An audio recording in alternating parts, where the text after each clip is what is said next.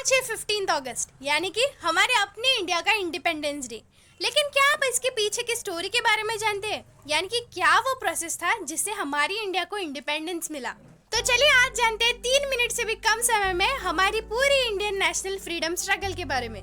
1857 to 1947 generally ये time period है जो हमारी इंडियन नेशनल फ्रीडम स्ट्रगल को असाइन किया गया है। लेकिन असली फ्रीडम स्ट्रगल तो तब शुरू होती है जब इंडियन नेशनल कांग्रेस को एस्टेब्लिश कर दिया जाता है। 1885 में इंडियन नेशनल कांग्रेस एस्टेब्लिश किया गया। लीडर्स लाइक सुरेंद्रनाथ बैनर्जी, दादाभाई नौरोजी, फिरोज शाह मेहता, गोपाल कृष्ण गोखले और जस्टिस रानडे जैसे लीडर्स मॉडरेट फेस में कंट्रीब्यूशन दे रहे थे। Moderate leaders wanted to attain political rights and self government by the method like petition, resolution and meetings. इन पिटीशंस के द्वारा हमारे लीडर्स हासिल तो कुछ ज्यादा नहीं कर पाए, लेकिन बहुत ही वाइड स्केल पे उन्होंने नेशनल अवेकनिंग तो जरूर क्रिएट कर दी थी। 1905 के बंगाल पार्टीशन की वजह से हमारे नेशनल मूवमेंट पे नया फेज चालू हो गया, जिसको हम बोलते हैं एक्सट्रीमिस्ट फेज, यानी कि एग्रेसिव नेशनलिज्म। लोकमान्य तिलक, बिपिन चंद्र पाल और लाला लजपत राय जैसे लीडर्स ने यहाँ पे कंट्रीब्यूशन दिया था।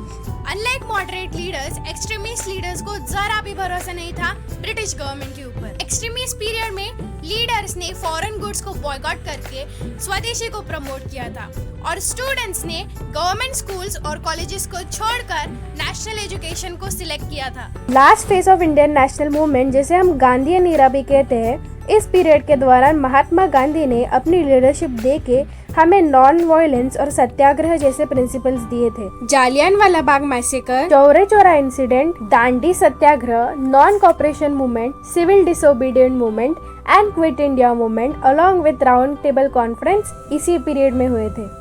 इसी टाइम पीरियड में वर्ल्ड वॉर सेकेंड चल रहा था और पावरफुल जर्मनी और उनके लीडर एडोल्फ हिटलर ने ब्रिटिश के नाक में दम करके रखा था। तो secure cooperation of Indians in the world war second, British government ने इंडिया को ऑगस्ट ऑफर भी दे दिया था, यानी कि दे हैड प्रॉमिस इंडियंस कि वो इंडिया को नया कॉन्स्टिट्यूशन बना के देंगे। खैर ऐसे प्रॉमिस तो ब्रिटिश गवर्नमेंट पहले भी कर चुकी थी और अब इंडियंस इनके झांसे में नहीं आने वाले थे। वॉर की वजह से हुए फाइनेंशियल क्राइसिस और बढ़ती नेवल म्यूटिनी के वजह से ब्रिटिश को हार माननी ही पड़ी। 1947 में माउंटबेटन प्लान पेश कर दिया गया था।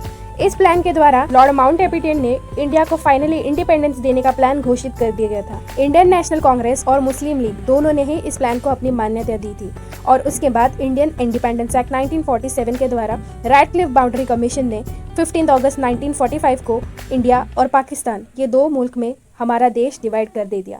तो अगर आपको ये वीडियो पसंद आया हो, इन्फॉर्मेटिव लगा हो, तो मेरी वीडियो को लाइक करना और चैनल को सब्सक्राइब करना मत भूलना।